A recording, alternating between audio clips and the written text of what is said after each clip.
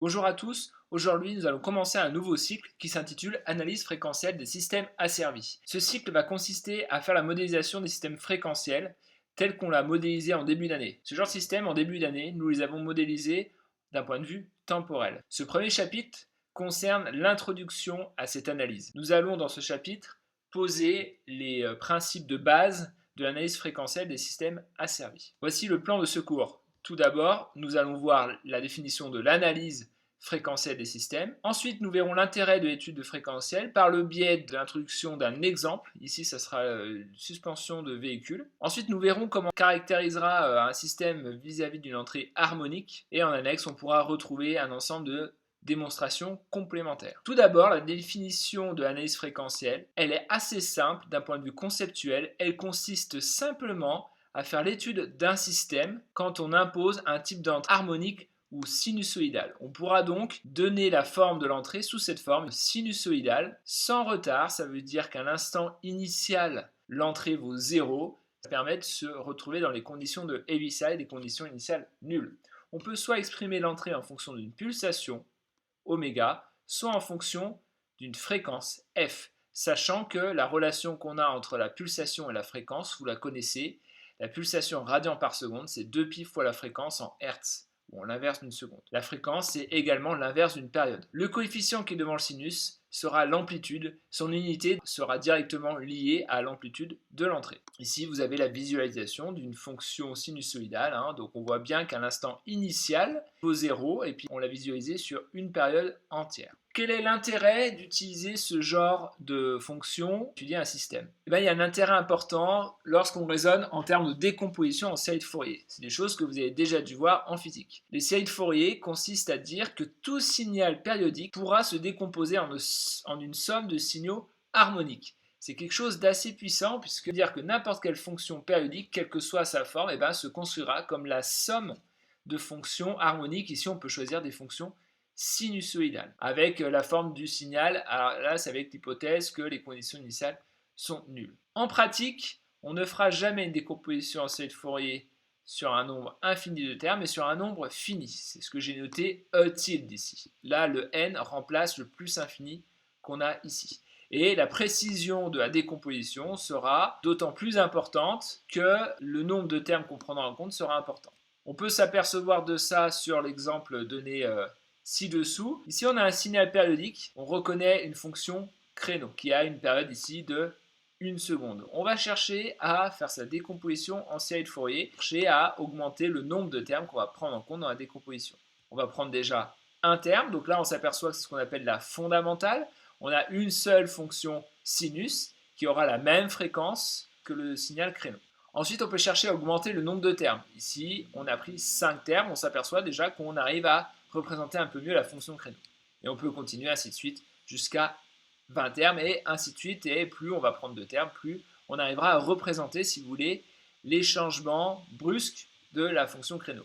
On a besoin de fonctions de haute fréquence, donc d'augmenter finalement le kf pour représenter des variations de plus en plus brusques. Sur votre poly, vous avez la courbe qui est donnée ici, là où j'ai comparé donc des décompositions en série de Fourier pour différentes nombres de décomposition, 1, 5, 20. Donc on remarque en fait faire une analyse fréquentielle sur un système ne consiste pas simplement à l'étudier vis-à-vis d'une entrée sinusoïdale, mais ça consiste à l'étudier vis-à-vis de n'importe quelle fonction périodique. On peut également se servir de cette méthode pour faire l'analyse d'un système vis-à-vis d'un comportement pour une fonction harmonique bien précise. On verra que dans certains cas, c'est ce qu'on devra faire. On verra notamment les cas dans les TD. Maintenant, je vais vous introduire l'exemple du cours. On va s'intéresser à la suspension d'un véhicule. Ici, le véhicule qui vous intéresse, qu'on va chercher à modéliser, c'est un véhicule 3 roues. C'est un véhicule expérimental qui s'appelle le Cleaver. Cet exemple est extrait d'un sujet de concours de la banque PT sur lequel on va modéliser la suspension du véhicule. On vous donne les différentes caractéristiques, la masse, le coefficient de l'amortisseur, le coefficient du ressort de l'amortisseur. Voici la modélisation qu'on vous présente ici. Donc c'est une modélisation 1D. On va s'intéresser uniquement à l'amortissement selon la verticale, définie par la direction d'accélération de la pesanteur. On va s'intéresser au mouvement de déplacement du véhicule. Donc pour ce faire, il faut que la roue, elle roule sans glisser par rapport au sol. Donc là, on va se déplacer selon la direction -x avec une roue qui tourne dans ce sens-là, on va avoir donc une modélisation là où le véhicule est modélisé par une masse ponctuelle et puis la suspension est modélisée par un amortisseur et un ressort en parallèle. Le problème qui nous intéresse, c'est quelle va être l'incidence d'un défaut d'excentricité au niveau de la roue sur la capacité de la suspension à amortir justement ce défaut. Donc l'excentricité se définit par le fait que le centre de rotation de la roue n'est pas parfaitement confondu avec le centre géométrique de symétrie de la roue.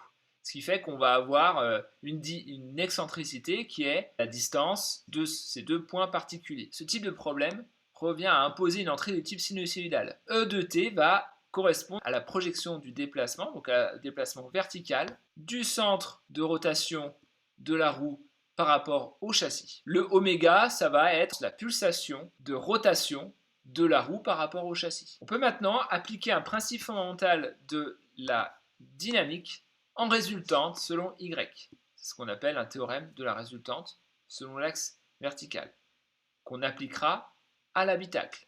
Ça veut dire que le système qu'on va isoler, c'est le système composé de la masse ici.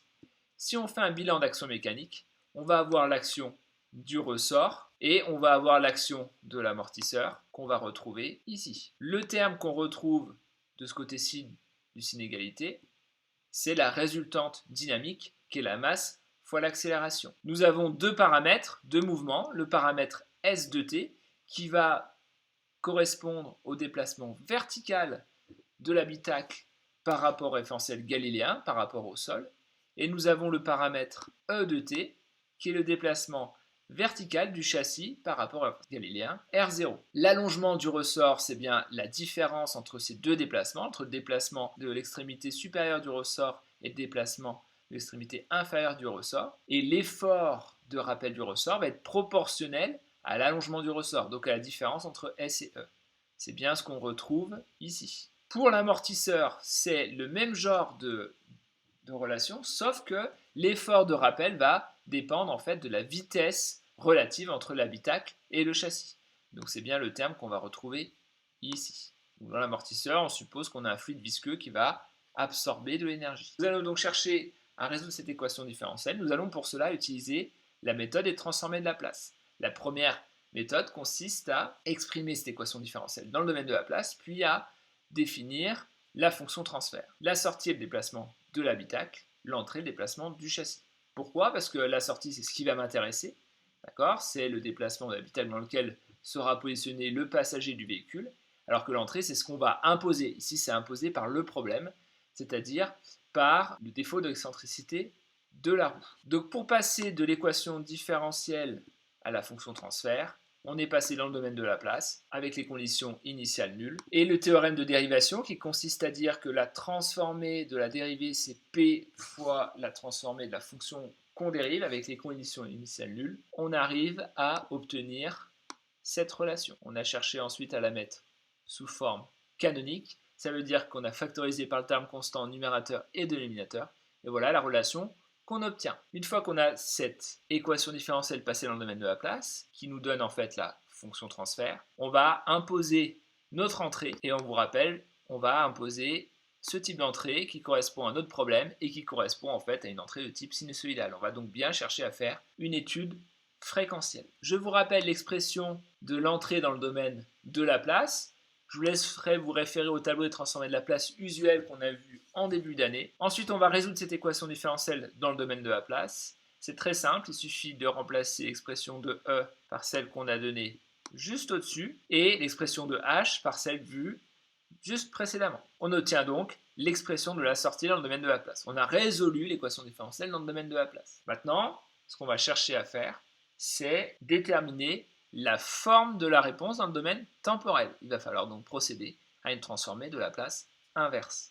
Je vous épargne la démonstration. Si vous voulez vous y référer à la fin du document de présentation, il y a toute la démonstration. Mais en tout cas, le résultat qu'on obtient est donné ici. On remarque qu'on a une expression qui dépend d'un terme harmonique, c'est celui-là, et on a une partie d'expression qui dépend d'un terme exponentiel. Alors la fonction Q, dans la démonstration, c'est présentée, la fonction Q sera une fonction qui est bornée. Et le coefficient A, on peut montrer également qu'il est strictement inférieur à 0. Ce qui fait que cette fonction va tendre vers 0 en plus l'infini. Elle définira le régime transitoire. Ce résultat est assez important et intéressant puisqu'il montre qu'en régime permanent, il suffit d'attendre suffisamment longtemps pour que ce terme-là devienne négligeable.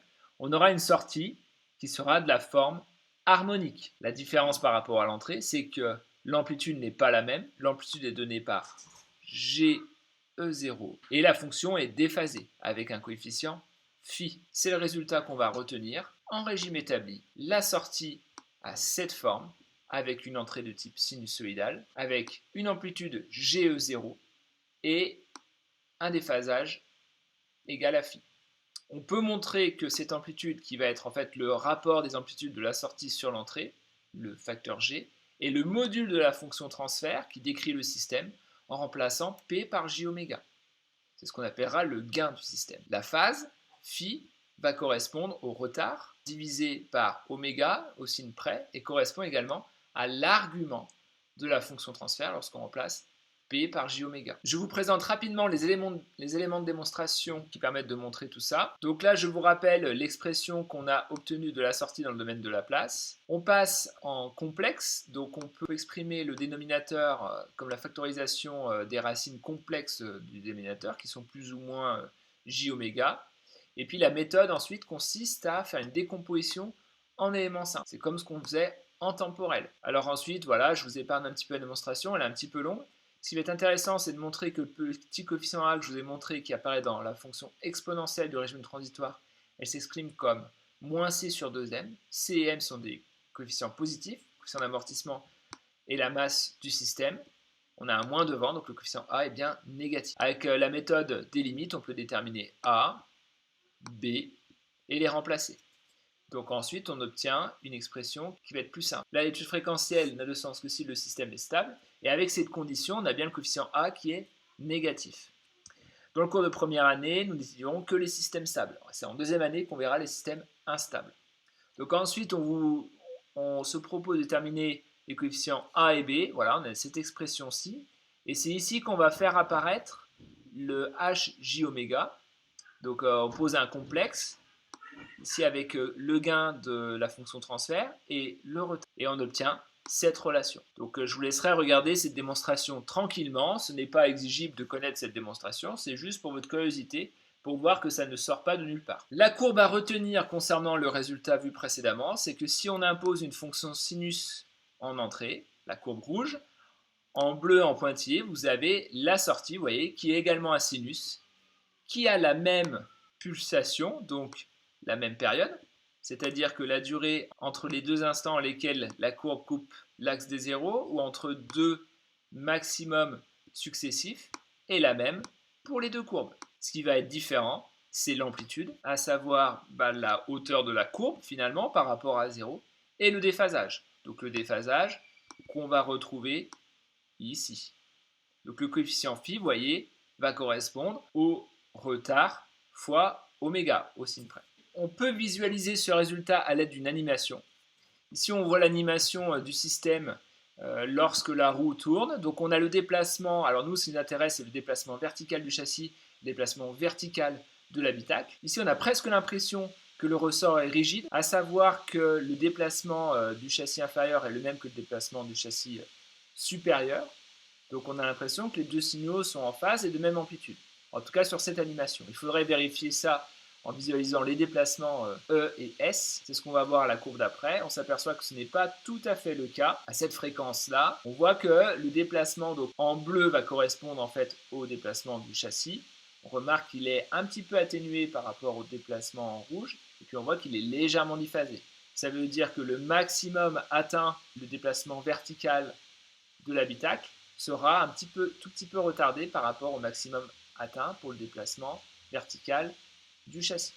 Alors dans le cas général, on peut montrer exactement le même résultat avec les conditions initiales nulles. Toujours la même chose, je vous précise la démonstration complémentaire à la fin du fichier de présentation que vous trouvez sur le site de la classe. Ce qu'il faut retenir, c'est que l'étude fréquentielle d'un système linéaire continu et invariant revient à étudier le gain fréquentiel, c'est-à-dire le rapport des amplitudes entre la sortie et l'entrée en fonction de oméga, la phase de la fonction transfert, c'est-à-dire le retard en fonction de la pulsation. Donc soit en fonction de la pulsation, soit en fonction de la fréquence. On peut faire soit l'un, soit l'autre. Et cette étude va consister à utiliser un outil graphique qui s'appelle un lieu de transfert. On verra qu'il y a plusieurs lieux de transfert qu'on pourra utiliser. Ce sera l'objet du chapitre suivant. Voilà, je vous présente plusieurs résultats de simulation. Ici, donc, on a un résultat avec une pulsation assez faible. Vous voyez que là, alors c'est résultat en temps réel. Donc là, on voit qu'on a un tour à peu près